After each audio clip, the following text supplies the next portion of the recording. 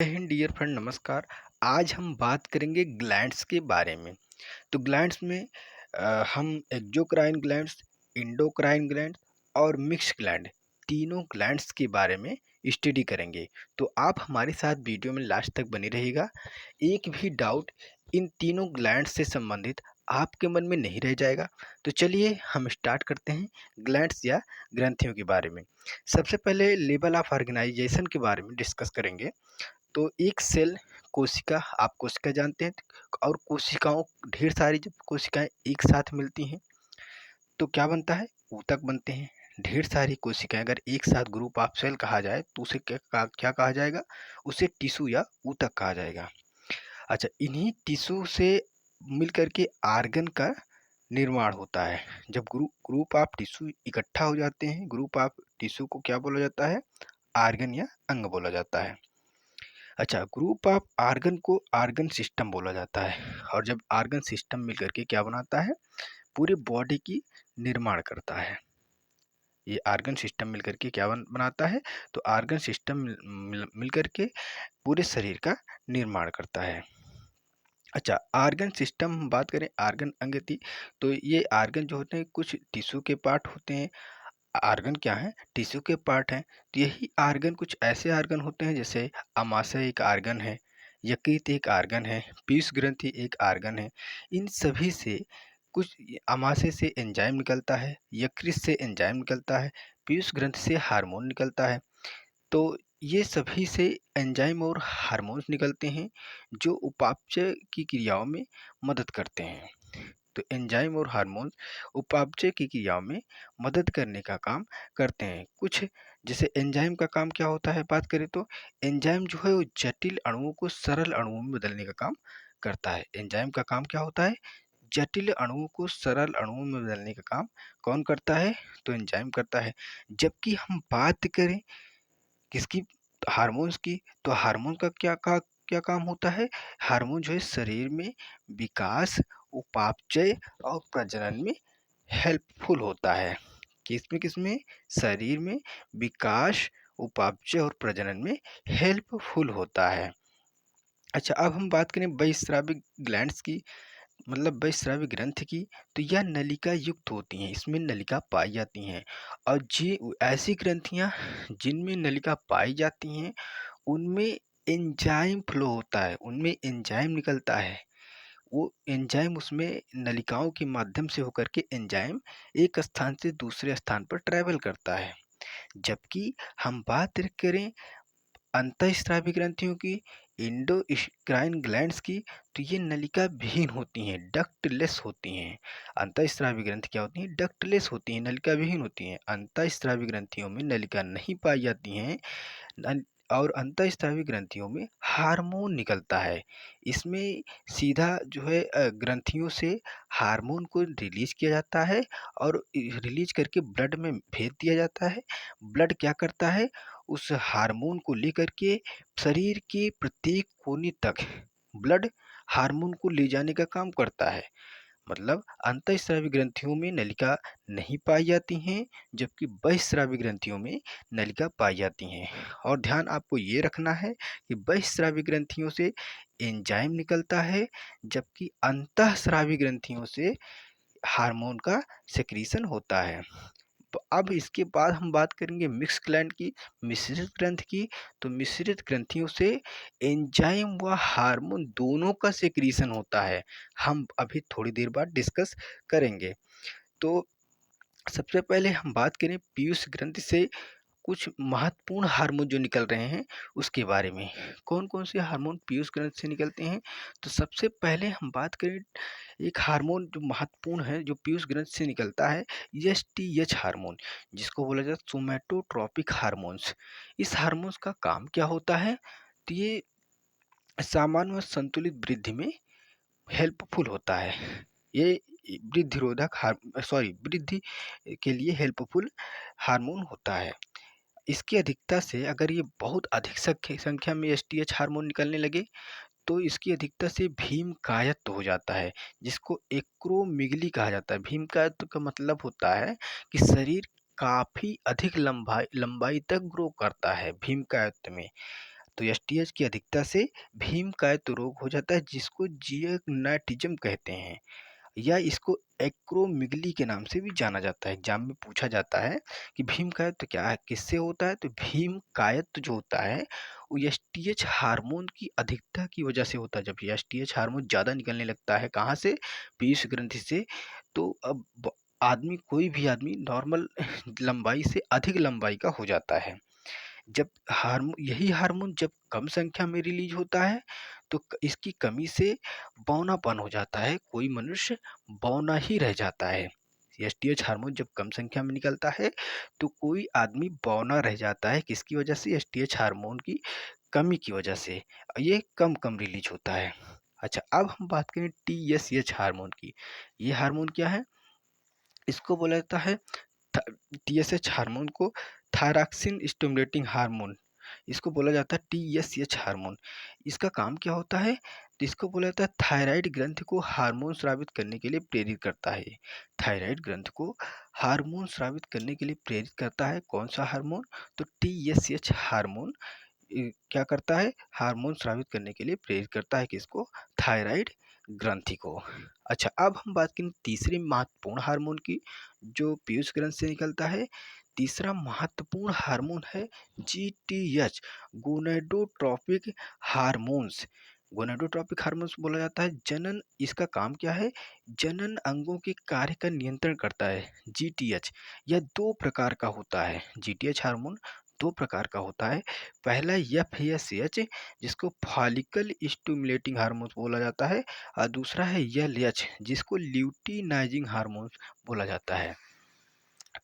कौन कौन सा है, तो जीटीएच हार्मोन्स दो प्रकार का होता है, एक होता है एफएसएच फॉलिकल स्टिमुलेटिंग हार्मोन्स, और दूसरा है एलएच यानी ल्यूटिनाइजिंग हार्मोन्स। बात करें हम फॉलिकल स्टिमुलेटिंग हार्मोन की, एफएसएच की, तो इसका काम क्या होता है, यह वृषण की शुक्र जनन नलिकाओं में शुक्राणु जनन में सहायता करता है। वृषण में शुक्रजनन नलिका पाई जाती हैं। शुक्रजनन नलिकाओं में शुक्राणु का निर्माण होता है, वहाँ यह मदद करता है उसके शुक्राणु के निर्माण में, और यह अंडाशय में फॉलिकल की वृद्धि में मदद करता है। जबकि हम बात करें एलएच हार्मोन की, एलएच हार्मोन को ल्यूटिनाइजिंग हार्मोन बोला जाता है। इसका काम क्या होता है, तो इसका काम, यह नर में टेस्टोस्टेरॉन हार्मोन एवं मादा में एस्ट्रोजन हार्मोन को स्रावित करता है। तो नर में जो टेस्टोस्टेरॉन हार्मोन जब निकलने लगता है, तो द्वितीयक लैंगिक लक्षण डेवलप होने लगता है, जैसे वक्ष का चौड़ा होना, आवाज का भारी होना, ये सभी, और आवाज का भारी होना, लंबाई में वृद्धि करना, ये सभी टेस्टोस्टेरॉन की संग दाढ़ी मूछ का आना, ये सभी टेस्टोस्टेरॉन के कारण होता है। तो नर में निकलने वाला हार्मोन क्या है, टेस्टोस्टेरॉन है। जबकि मादा में निकलने वाला हार्मोन एस्ट्रोजन, प्रोजेस्टेरॉन और रिलैक्सिन हार्मोन है।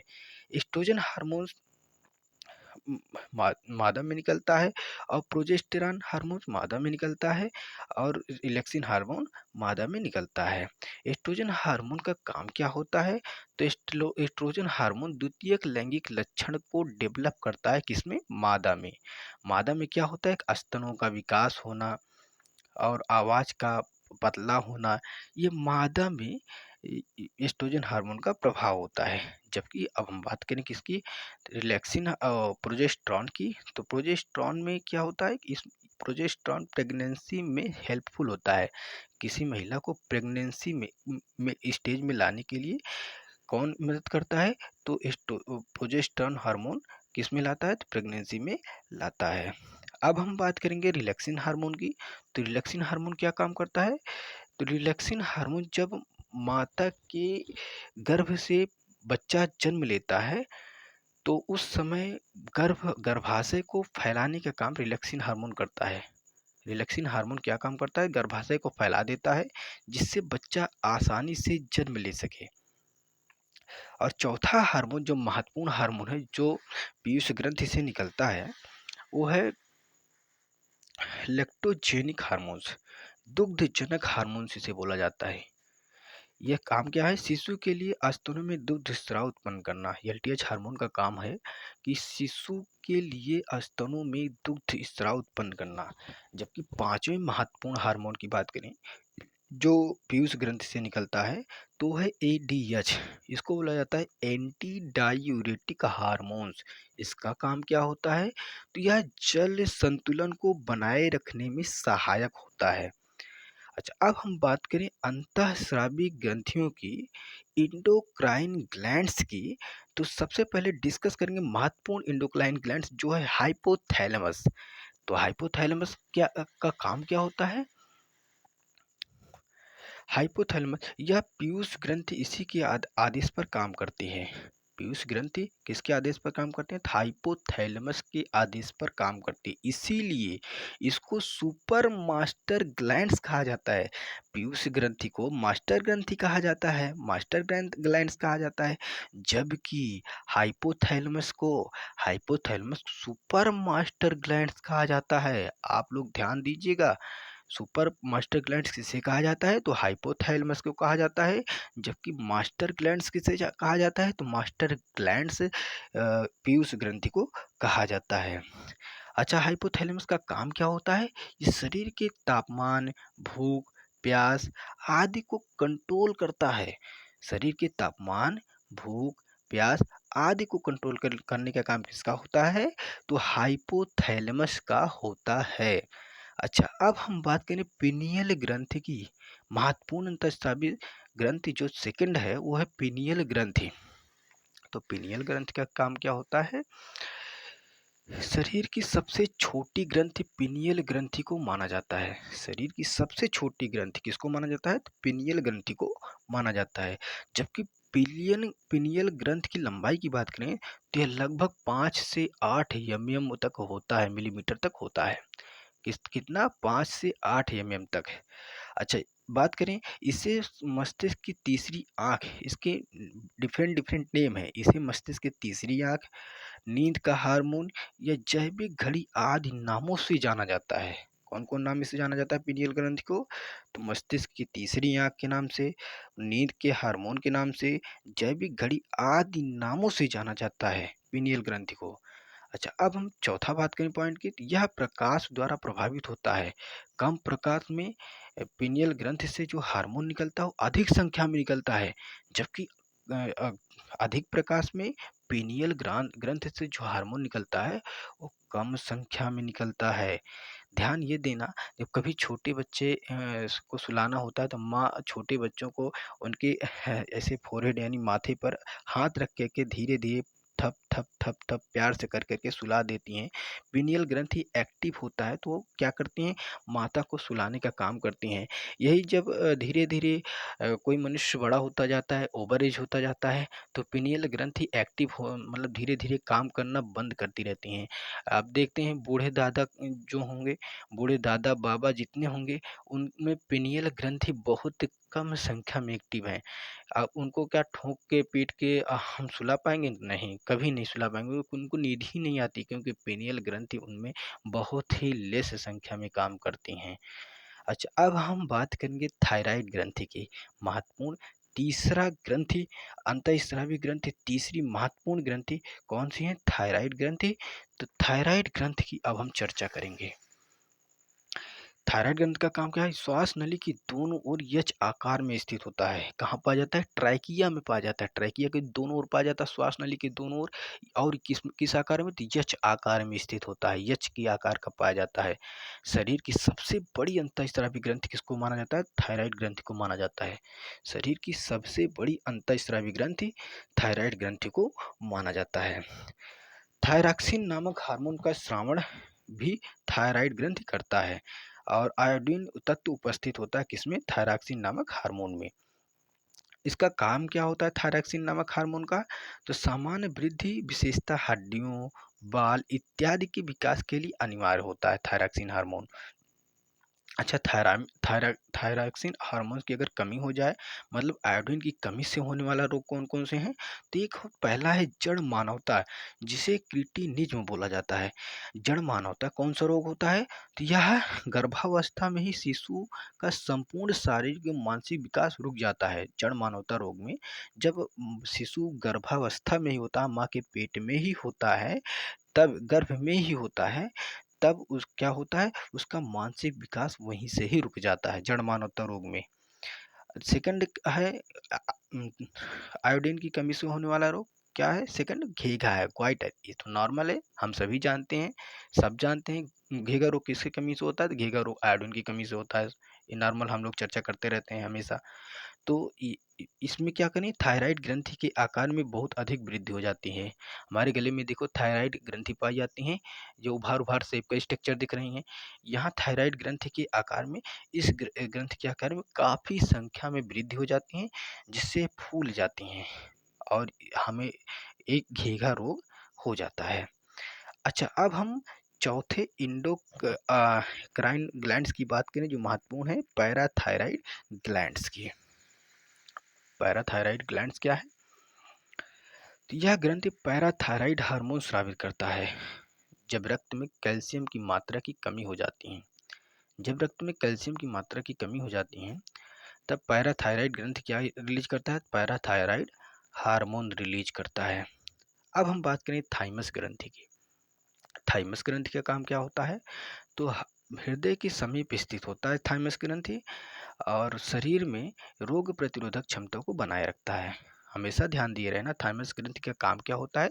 रोग प्रतिरोधक क्षमता को बनाए रखना। इसे प्रतिरक्षा तंत्र का राजा भी कहा जाता है। थाइमस ग्रंथि को, थाइमस ग्रंथि को क्या कहा जाता है? तो प्रतिरक्षा तंत्र का राजा भी थाइमस ग्रंथि को कहा जाता है। ध्यान दिए रहना इस बात को। अच्छा, अब हम बात करें आगे, थाइमोसिन नाम हार्मोन का स्रावण, जिसका काम टी लिम्फोसाइट की संख्या बढ़ाकर एंटीबॉडी बनाता है। थाइमस ग्रंथि से थाइमोसिन नामक हार्मोन निकलता है, जिसका काम होता है कि टी लिम्फोसाइट की संख्या बढ़ा करके एंटीबॉडी को बनाने का काम करता है। अच्छा, अब हम बात की अधिवृक्क ग्रंथि की, मतलब किडनी के ऊपर एक ग्लैंड्स पाई जाती हैं, जिसको बोला जाता है एड्रिनल ग्लैंड्स, मतलब अधिवृक्क ग्रंथि। इसका काम क्या है? तो ये किडनी की ऊपरी सिरे पर स्थित होती हैं, और इसका काम क्या है? तो यह भय, क्रोध, उत्तेजना, संकट आदि के समय अधिक सक्रिय होती हैं।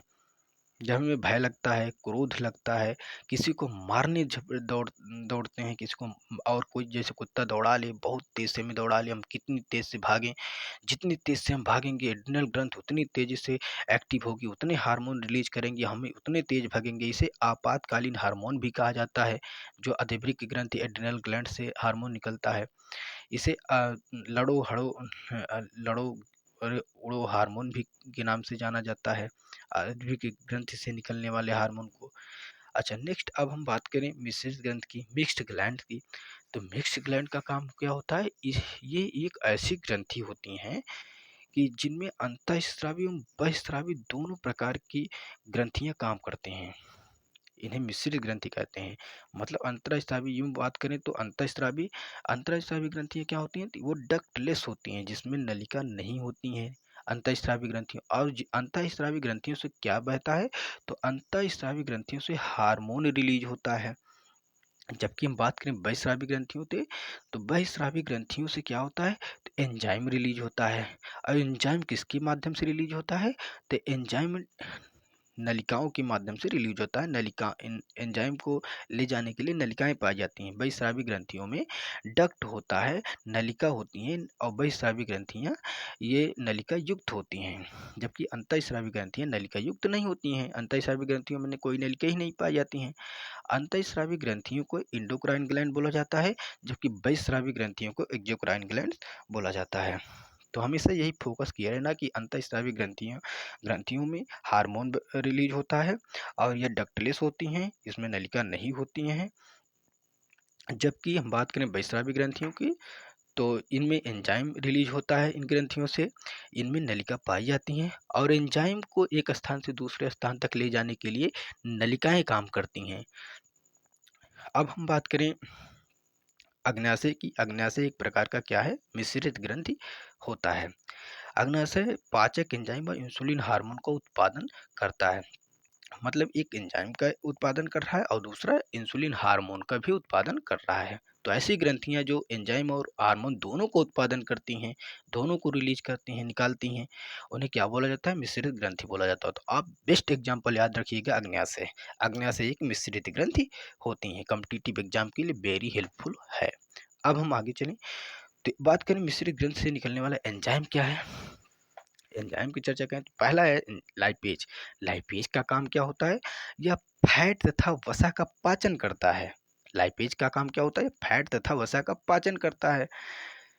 अच्छा, अब हम बात करें, फैट तो वही है, वसा ही, सॉरी, फैट या वसा का पाचन करता है। एमाइलेज की बात करें तो एमाइलेज या मंड या स्टार्च का पाचन करता है।